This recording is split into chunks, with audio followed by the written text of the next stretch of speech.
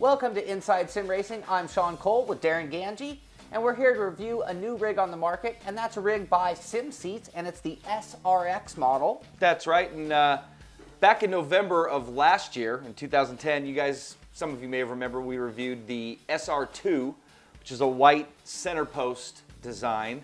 That was pretty good. We gave it a good score, and Sure. we called it rough around the edges, and that became like one of their catchphrases at SimSeats. And this one is much like it, and it is still rough around the edges, and the biggest difference is the dual post design. Yeah, exactly, and it is definitely rough around the edges to the point where I cut myself on it yesterday. I mean, not bad, but you got to be careful with this thing. It's definitely got some sharp edges on it, but you know what? Quality rig again. And that was just reaching down to adjust the shifter, was it? Yeah, or down, I was just looking around in there somewhere. Actually, I don't want to do it again. It'll bite me. But yeah, this thing's really versatile. It's a cool rig. It is a cool rig. It's built completely of tubular and plate steel and then painted black. You can also order it unpainted if you prefer to have a custom color or a finish of your own. The steel is then welded together to create certain structural parts of the rig that are very strong. The adjustable areas of the rig are handled with telescoping tubes that will lock down using these T-handle type knobs. The rig is highly adjustable in many ways. The wheel deck is adjustable up and down and locks down with 4 knobs. You can also adjust the wheel deck length from the seat and lock it down with an additional 4 knobs. The pedal tray itself is also adjustable front to back and locks down with another 2 knobs.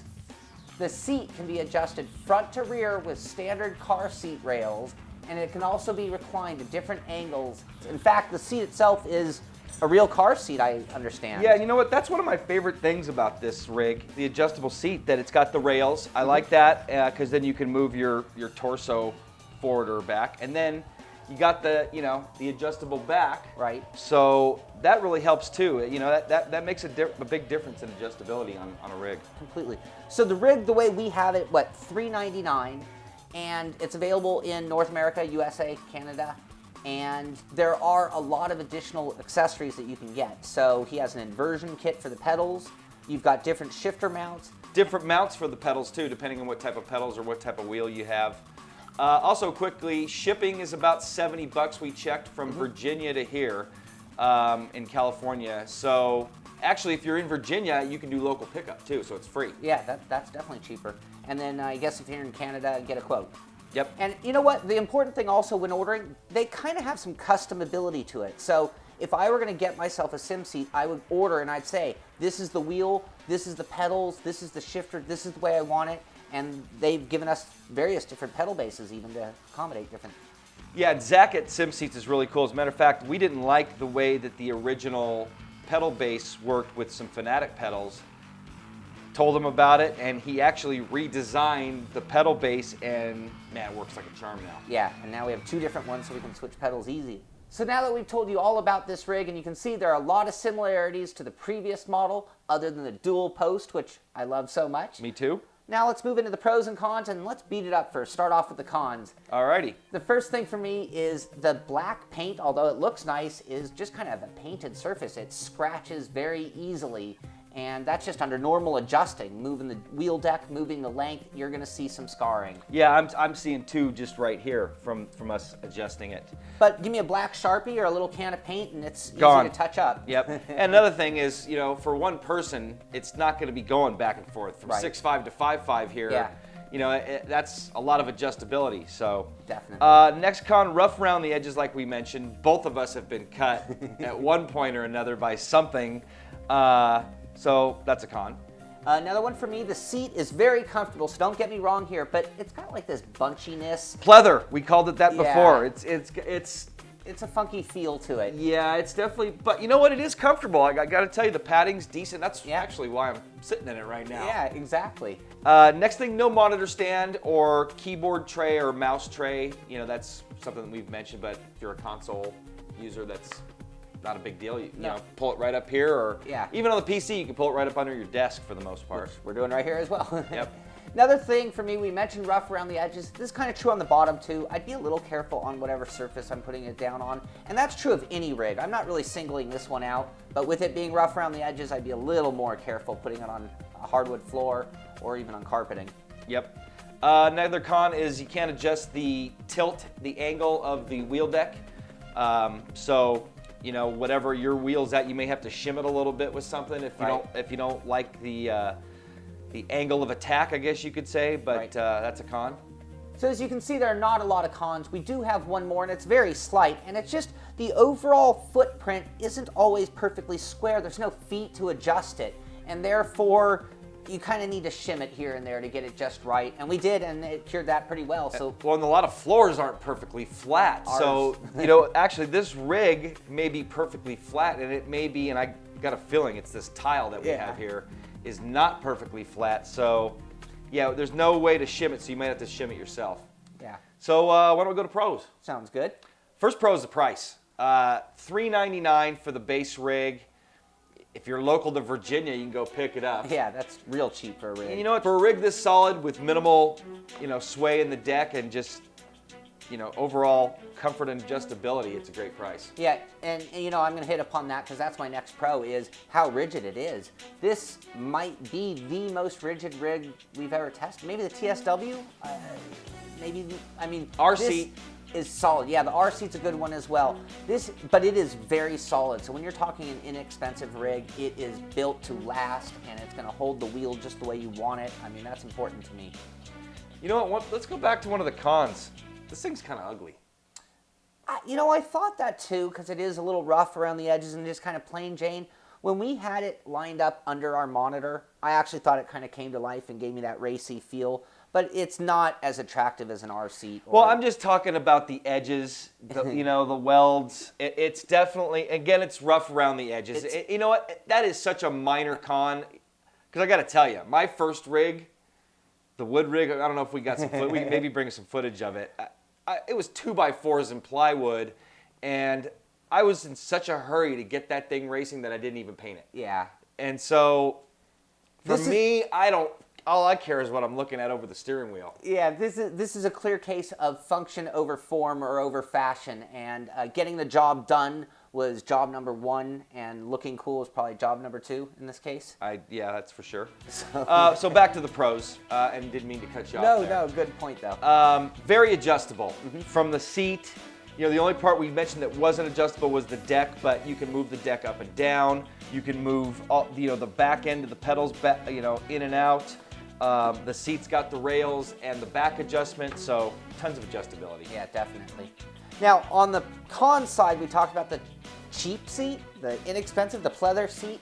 Well, we did mention it's very comfortable, and for me, that's a key ingredient to a good sim rig. So you've got something you can sit in for many hours. Compact design, you know, it fits in a nice compact space. You know, you're not going to have too big an area to put your sim rig in, so that's definitely a pro. Yeah. Another pro is this steel plate they used for the wheel deck. We tried a Fanatic wheel, we tried Logitech wheels, every one of them, their standard clamps were good enough with this piece of steel, which is a first, really. I can't think of any rigs that have done that. For the T500, we needed to drill some holes, and now that is mounted like I've never seen it mounted as well. So it's actually been one of the most accommodating wheel decks that we've tested on the show. There's nothing in the way when you're going to mount a wheel. Yep. Industrial design, man, this thing is built to last. You know, you're not going to need a new seat. You know, again, the seat may be kind of cheap, but the padding feels, you know, not too stiff. It's got some, you know, it's definitely got some give to it, but seems like it's going to last a long time.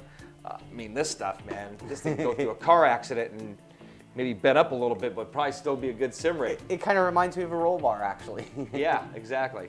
So the next pro is one of my favorite things about the rig, no center post. Yes, absolutely. I am anti-center post. I mean, not anti. Center post designs are, you can get used to them depending on the placement.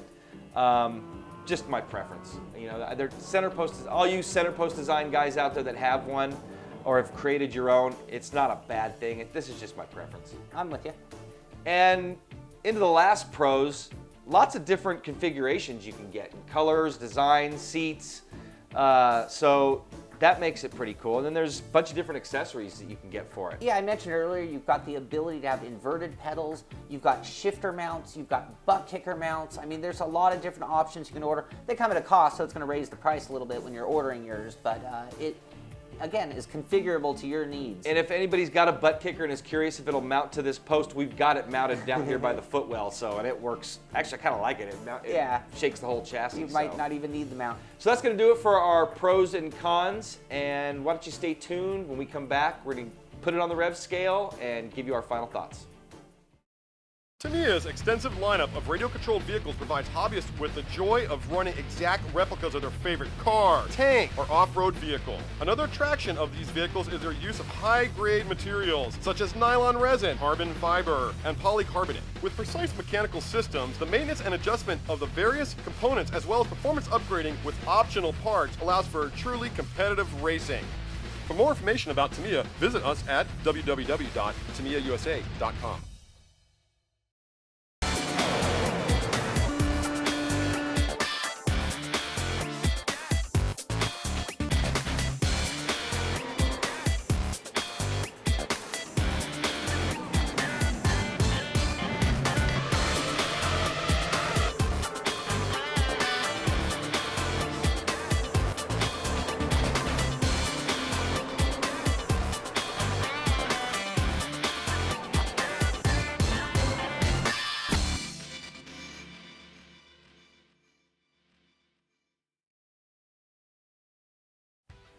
Welcome back to our review of the SRX by SimSeats.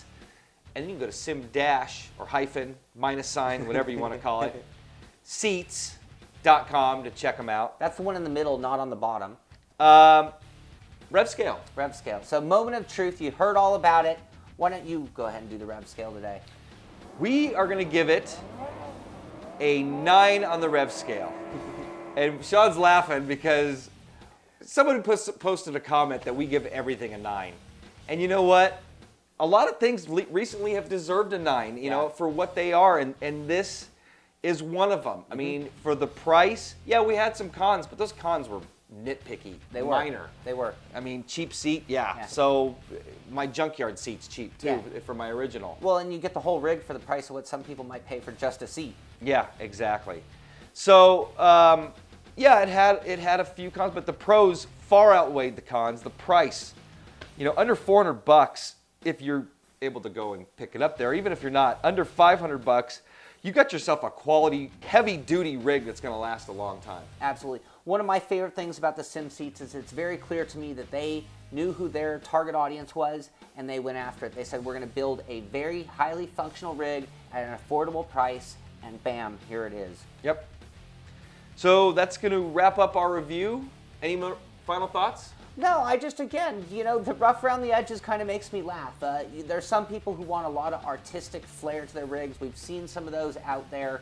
And some people, the bottom line is, we're racers. And, you know, go look inside a race car. It is not a pretty sight, really. No, rough around the edges. Yeah, rough around the edges. So, you know, that's really the only thing that you know, I can say about the rig. It's just, it gets the job done. One of my last comments, you might want to wear some gloves if you're like reaching around under the seat just to avoid, you know, cutting your fingers or anything like that. Just kidding. I think that's knowing your car. You get to know your car and you're like, oh, well, watch your knee on that. Can't put my hand there. Like to thank Zach at SimSeats for sending this to us, and man, I recommend it. I definitely recommend it. Me too. I mean, we give it a 9 out of 10. You gotta love it. So that's going to do it. I'm Darren Ganji. Sean Cole. We'll see you next time.